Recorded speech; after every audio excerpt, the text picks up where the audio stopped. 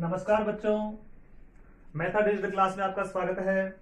आज हम ऑनलाइन माध्यम से आपके संस्कृत के अंदर समास को पढ़ेंगे। देखिए, माध्यम शिक्षा बोर्ड के द्वारा समास में जो आपके कम किए गए टॉपिक हैं उनमें समास में केवल आपके अव्ययीभाव समास लिया गया है। कौन सा रखा गया है? अव्ययीभाव समास। बाकी समासों को हटा दिया गया है। आज हम अव्ययीभाव समास को पढ़ेंगे। इससे पहले हम समास किसे कहते हैं, समास के भेद कितने होते हैं, एक बार पुनः इसका रिवीजन कर लेते हैं थोड़ा। तो देखिए बच्चों, समास किसे कहते हैं? समास किसे कहते हैं? समसनम समास है, अर्थात संक्षिप्त करना। क्या करना? संक्षिप्त करना। दो या दो से अधिक पदों को संक्षिप्त करना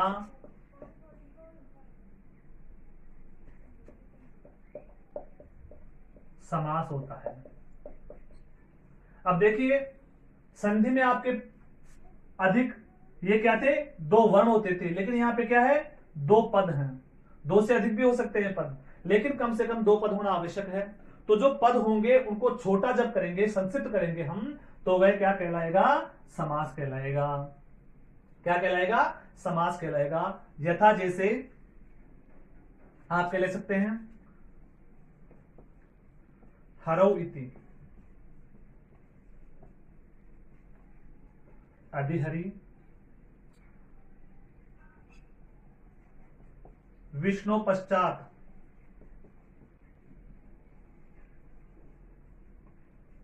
अनुविष्णु। जैसे आपके कृष्णम श्रितः,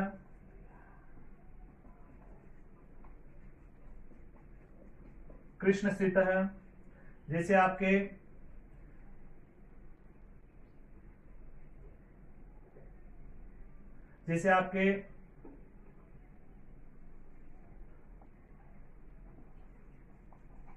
कृष्ण सर्पः,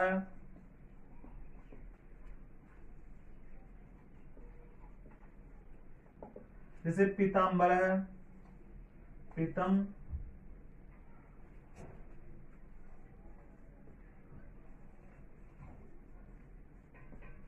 क्या बन जाएगा?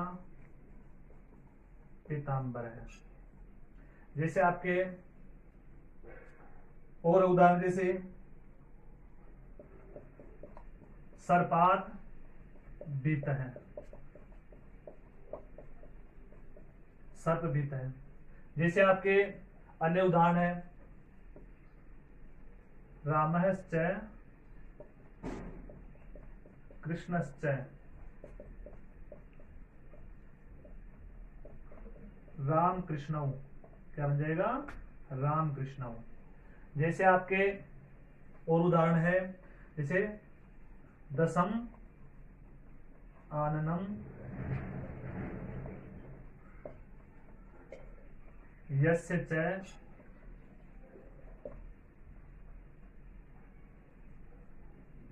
दशानन है, इत्यादि उदाहरण है कई।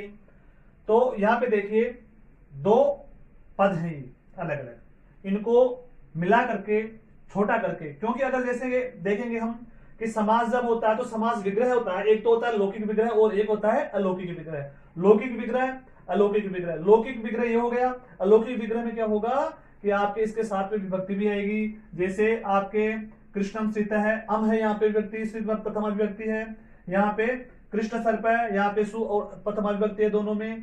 तो यहाँ पर विभक्तियों को हटा करके उनको छोटा किया जाता है, वही आपके समास कहलाता है। एक बार लिख लीजिए आप इसको।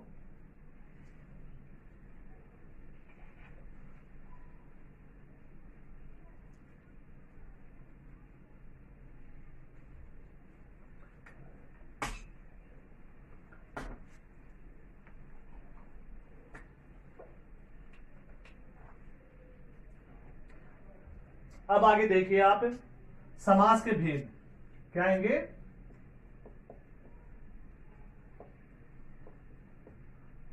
समास के भेद। आपको पता है समास कितने प्रकार के होते हैं? समास है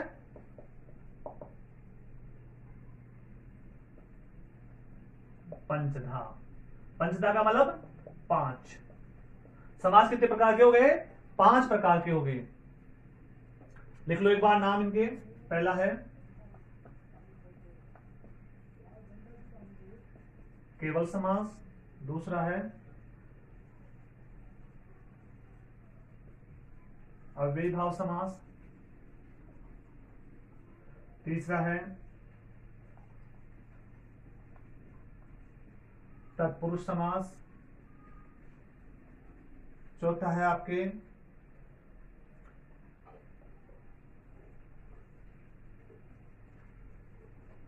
द्वंद्व समास, और पांचवा है आपके बहुव्रीहि समास। तत्पुरुष के 2 भेद होते हैं,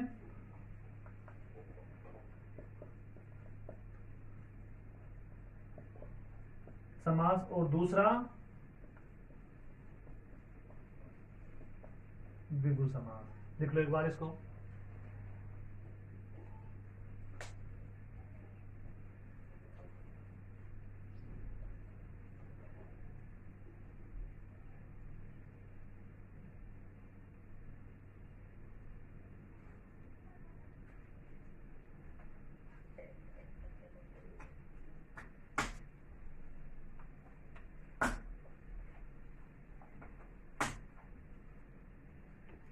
अब देखिए, सर्वप्रथम आया आपके केवल समास। क्या आया? केवल समास। अब देखिए इसकी विशेष संज्ञा विनिर्मुक्त है।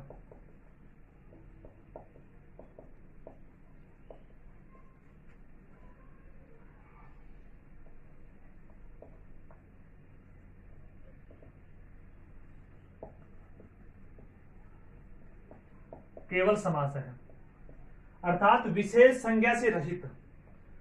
विनिर्मुक्ता का मतलब मुक्त हो, यानी जिसमें कोई विशेषता नहीं पाई जाए, कोई विशेष संज्ञा ना हो, पूर्व पद उत्तर पद की कोई विशेषता ना हो, तो ऐसे समास को क्या कहेंगे? हम केवल समास कहेंगे। जैसे पूर्वम भूतः, भूतपूर्व, वागर्था, वागर्थौ विव इव,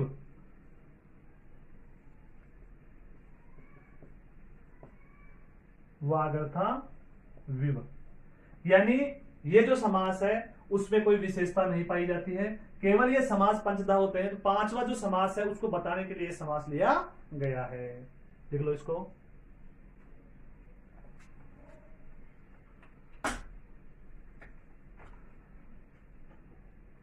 दूसरा देखो,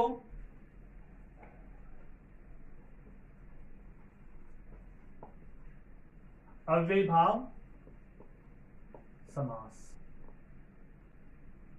अव्ययीभाव समास है। पूर्व पद पदार्थ प्रधानो, पूर्व पद पदार्थ प्रधानो अव्ययीभाव समास है। अब इसको देखिए, क्योंकि आपके सिलेबस में भी है ये, एक बार अच्छी तरह इसकी परिभाषा देखिए। पूर्व पद पदार्थ प्रधान है, यानी वह समास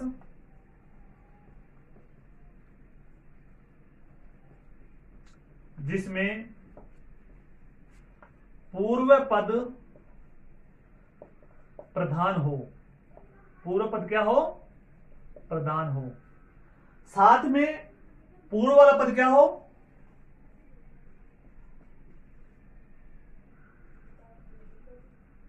अव्यय हो, क्योंकि अव्ययीभाव समास है तो अव्यय होगा। ठीक है ना? तो वह समास जिसमें पूर्व पद प्रधान हो, वह पूर्व पद क्या हो? अव्यय हो। वह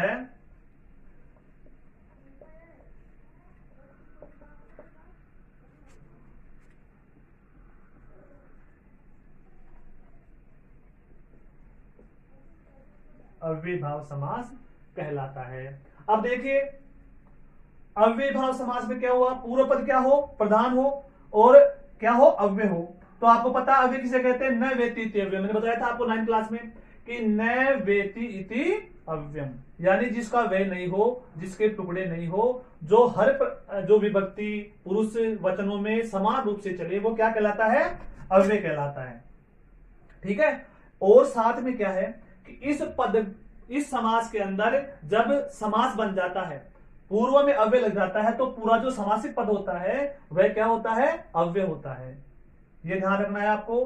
तो क्या हुआ कि पूर्व पद पदार्थ प्रधानो अव्ययी भाव, अव्ययी भाव समास है वह समास जिसमें पूर्व पद प्रधान हो, वह क्या हो, पूर्व पद क्या हो, अव्यय हो। सामान्यतया ऐसे नहीं, कई इनके मतलब उदाहरण अलग और भी होते हैं जिनमें अव्यय नहीं होता है, फिर भी वो अव्यय होते हैं, तो वो आगे देखेंगे हम। लेकिन मुख्य रूप से क्या होता है, अव्यय होता है, और वह समास क्या कहलाता है, आपके अव्ययी भाव समास कहलाता है। जैसे अधिहरि है, अनुविष्णु है,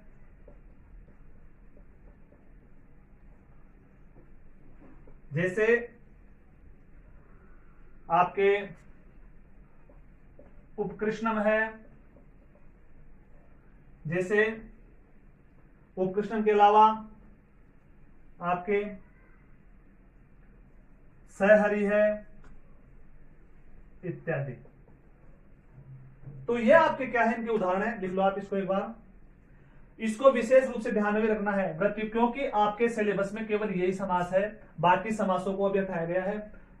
केवल उसकी जानकारी के लिए हम पढ़ेंगे कि कौन सा समास है, बाकी आपको ये विशेष ध्यान में रखना है। पढ़िए आप, देखिए इसको।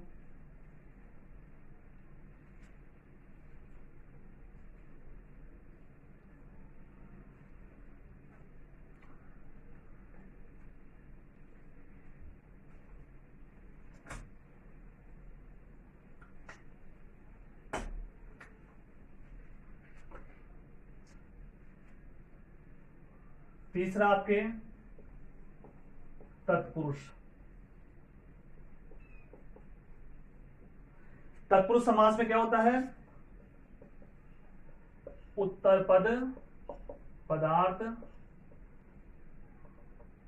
प्रधानः प्रधानो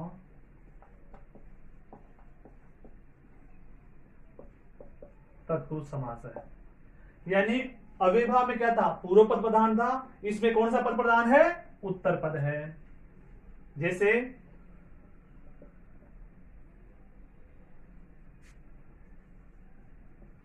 कृष्णम श्रितः,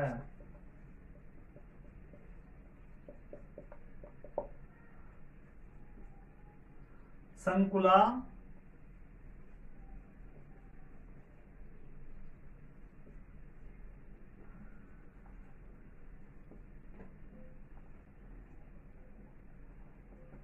संकुलया खंड है,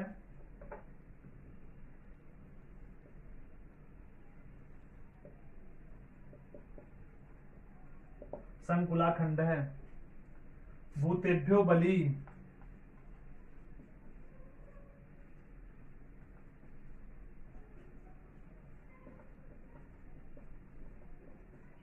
भूत बलि इत्यादि। तो आप देखिए इस समास में क्या होगा, उत्तर पद प्रधान होगा, जैसे कृष्णम श्रित है, कृष्ण पे आश्रित, संकुलाखंड है, स्रोती से किया गया, कुल्हाड़ी से किया टुकड़े, भूतेभ्यो बलि, भूत के लिए बलि यानी पितरों के लिए बलि, ये आपके इसमें क्या हो गया, उत्तर पद प्रधान हो गया। लिख लो इसको।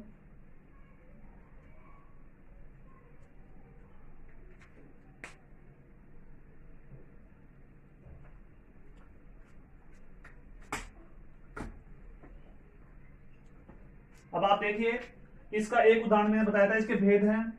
पहला भेद है आपके इसमें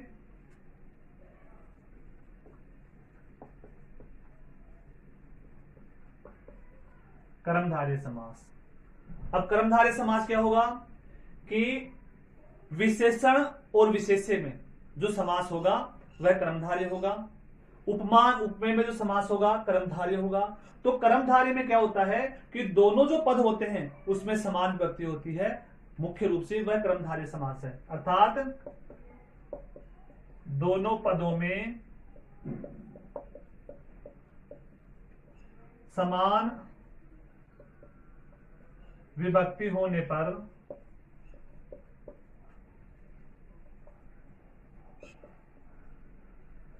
कर्मधारय समास कहलाता है। इसके अलावा विशेषण और विशेष्य, उपमान, उपमेय, इनमें भी जो समास होगा वह भी क्या कहलाएगा? कर्मधारय। अब देखो विशेषण विशेष्य, पता है आपको विशेषण किसे कहते हैं? विशेष्य, विशेषण कहेंगे कि किसी संज्ञा सर्वनाम की विशेषता बताने वाले शब्द, और विशेष्य कहेंगे जिसको हम संज्ञा विशेषता दे रहे हैं। जैसे आपके कृष्ण सर्प है, कृष्ण सर्प में कृष्ण विशेषण हो गया, सर्प संज्ञा हो गया, विशेष्य हो गया, तो काला सर्प विशेषता हो गई इसकी, तो यहां पर कौन सा समास होगा? कर्मधारय। उपमान उपमेय, जैसे चंद्र इव सुंदरम, चंद्रमा के समान, तो चंद्रमा की क्या दे रहे हैं? उपमा दे रहे हैं। किसको दे रहे हैं? चंद्रमा की, किसी व्यक्ति को, विशेष को दे रहे हैं, इसलिए उपमान उपमेय है, तो वहां पर भी आपके क्या होगा? कर्मधारय समास होगा। उदाहरण जैसे हम इसका ले सकते हैं, कृष्ण सर्प है, व्याघ्रपाद है, महाशय है, महाराज है, इत्यादि। देख लीजिए एक बार इसको।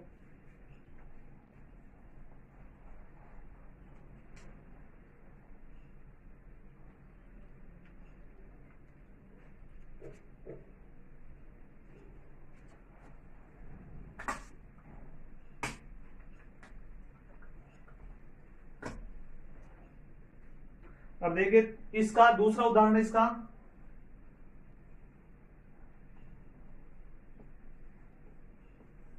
द्विगु समास।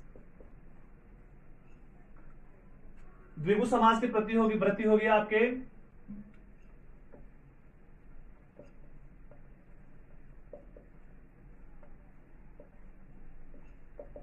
संख्या पूर्वोद्विगु, अर्थात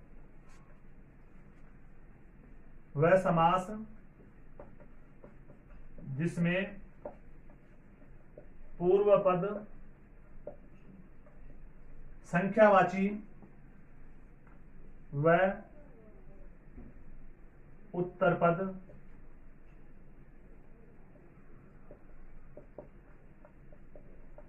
संज्ञावाची हो,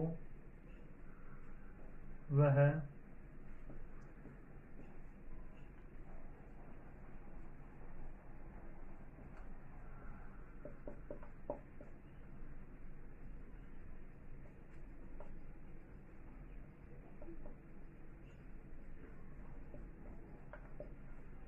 द्विगु समास कहलाता है। अर्थात देखो, संख्या पूर्व द्विगु, यानी पूर्व में क्या हो? संख्या हो, वह समास जिसमें पूर्व पद क्या हो?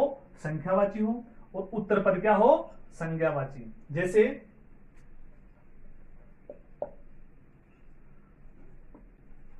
पंचवटी, ठीक है, त्रिभुवनम, जैसे त्रिनेत्रम,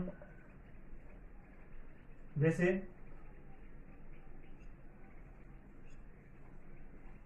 पंचपुत्रम इत्यादि। तो इसमें देखो पंच, त्रि, पंच, चतुर्युगम, ठीक है ना।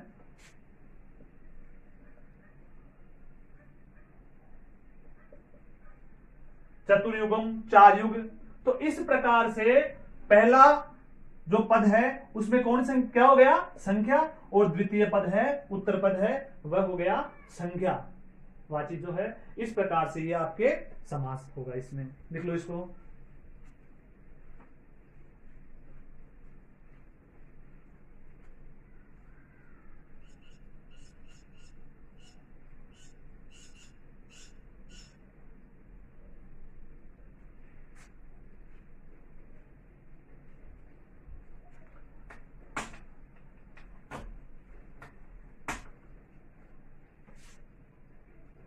देखिए अब चौथा है आपके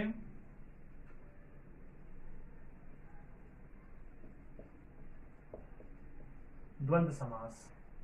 अब देखिए चार थे, द्वंद्व है। दो पदों के बीच में अगर चय का प्रयोग हो रहा हो, ठीक है ना, तो वहां पर क्या होगा, चय का प्रयोग होने पर पदों के साथ चय का प्रयोग हो और उभयो पद पदार्थ प्रधान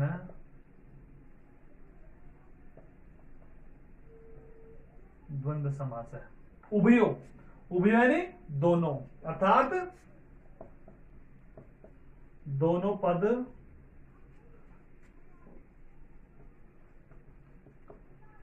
प्रधान होने पर कौन सा समास होगा, द्वंद्व समास होगा। यानी जहां पर दोनों पद प्रधान होंगे, अर्थात दोनों ही संज्ञावाची शब्द हों, ऐसे ऐसा समास जो है वो क्या कहलाएगा, द्वंद्व समास कहलाएगा। जैसे राम कृष्ण, जैसे राधा कृष्ण, जैसे माता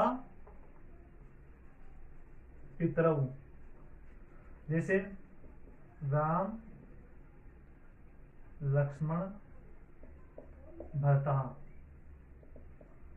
तो यहां पर क्या होगा, यहां पे दोनों पद प्रधान, जैसे राम कृष्ण, रामश्चय कृष्णश्चय राम कृष्ण, राधाश्चय कृष्णश्चय राधा कृष्ण, माताचय पिताचय माता पितरौ, रामश्चय लक्ष्मणश्चय भरतश्चय राम लक्ष्मण भरता। क्योंकि कौन सी व्यक्ति हो गई, बहुवचन कौन सा हो गया, बहुवचन हो गया प्रथमा का, इसलिए यहां पर सु औ जस लगने के बाद भरता बहुवचन के अंदर ये रूप बनेंगे। तो ऐसा होने पर वहां पे कौन सा समास होगा, द्वंद्व समास होगा। लिखो इसको,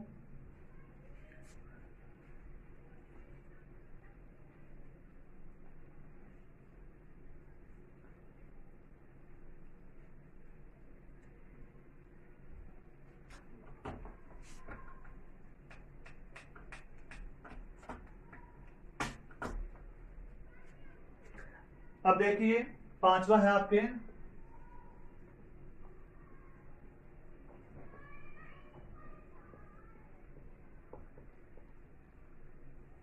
बहुव्रीहि समास।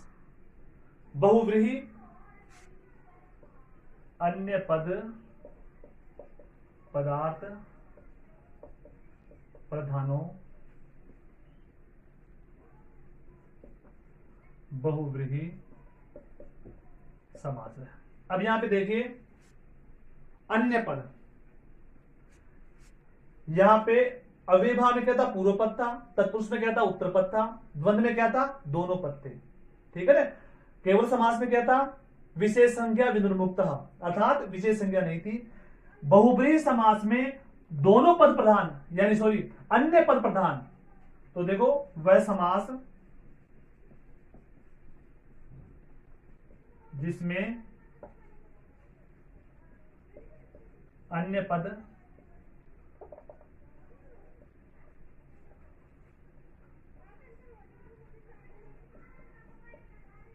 प्रधान हो, वह समास जिसमें अन्य पद प्रधान हो बहुव्रीहि समास कहलाता है। यथा जैसे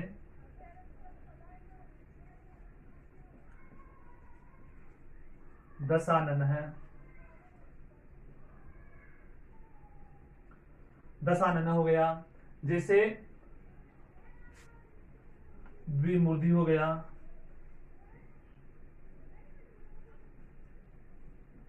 जैसे आपके पीतांबरा हो गया, जैसे श्वेतांबरा हो गया, जैसे इसके अलावा और है लंबोदर हो गया इत्यादि। अर्थात देखो अन्य पद का मतलब हो गया कि जब हम समास विग्रह करें तो उसमें जो विग्रह है उसको ऐसा लगे कि अन्य पद अन्य नाम निकल रहा हो। जैसे दसम आननम यस्य स, 10 है सिर जिसके दशानन। द्वौ मूर्धव यस्य स, द्विमूर्धि 2 मुंह वाला। पीतम अंबरम यस्य स, पीत है अंबर यानी वस्त्र जिसके पीतांबर। श्वेत है वस्त्र जिसके श्वेतांबर। लंब है उदर जिसका लंबोदर। लंब उदरम यस्य स, लंबोदर है। तो यहां पर कौन सा पद हो रहा है प्रधान? अन्य पद। अर्थ का निकल रहा है अन्य का, इसलिए यहां पर ये कौन सा समास हो गया? बहुव्रीहि समास हो गया। लिख लो एक बार।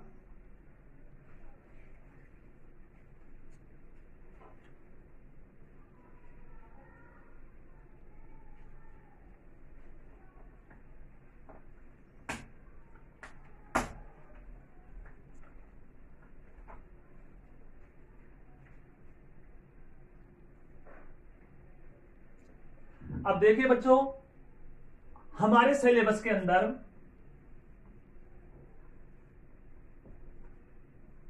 अव्ययीभाव समास ये दे रखा है। तो हम एक बार इसको अच्छी तरह एक बार और देख लेते हैं विधिवत रूप से। तो देखिए अव्ययीभाव मैंने बताया था कि पूर्व पद प्रधान है। कौन सा प्रधान हो? पूर्व पद प्रधान। और पूर्व पद क्या हो? अव्यय हो। पूर्व पद क्या हो? अव्यय हो। अब इसके लिए एक सूत्र दे रखा है व्याकरण में आपके। अव्यम विभक्ति समीप समृद्धि वृद्धि भावा अत्यास संप्रति शब्द प्रादुर्भाव पश्चात यथा अनुपूर्व योग पद्य साकल्यान्त वचनेषु, ये एक सूत्र है। यानी इनके लिए आपके इन योगों के अंदर आपके अव्ययीभाव समास होता है। तो कुछ उदाहरण आपको हमें देखने हैं। विग्रह, समास विग्रह और दोनों देखने हैं हमें, ठीक है। जैसे आपके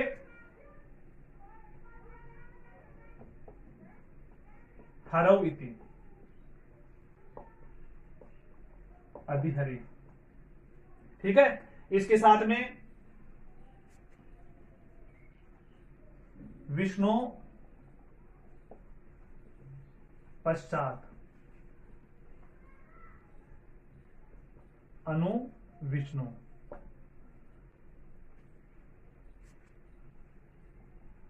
कृष्णस्य समीपम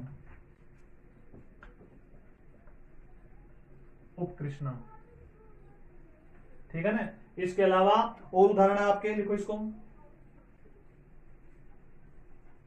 नद्धा समीपम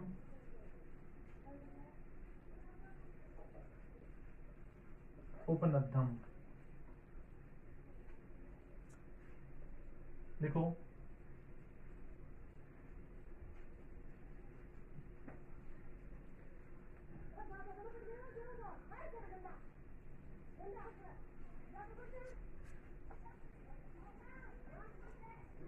हिमस्य अत्यय अतिहिमम मक्षिकाणाम अभावः निर्मक्षिकम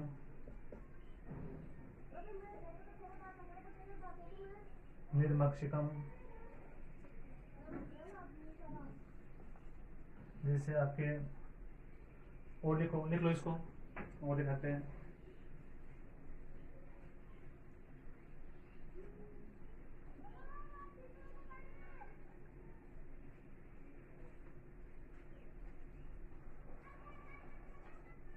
रूपस्य योग्यम अनुरूपम, लिख लो इसको।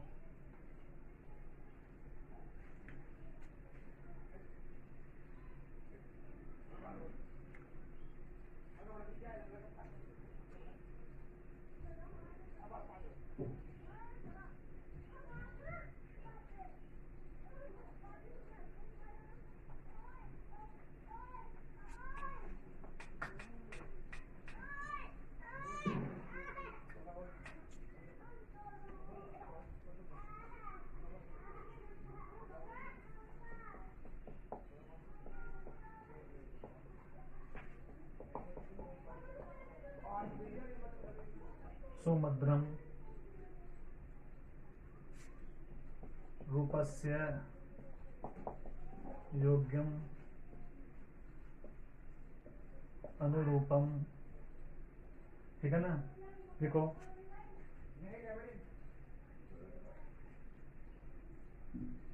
जैसे अर्थम अर्थम प्रति प्रत्यर्थम एकम एकम प्रति।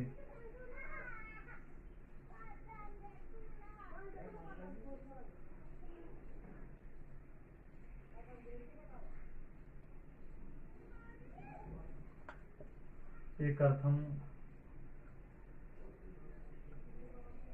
प्रत्येकम एकम एकम प्रति प्रत्येकम। देखो इसको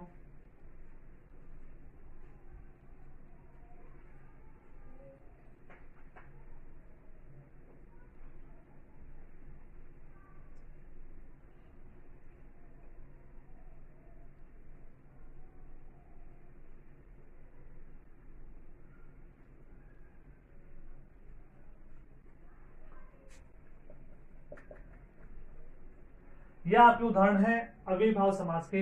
इसके अलावा कुछ और उदाहरण हैं, बता देंगे और आपको।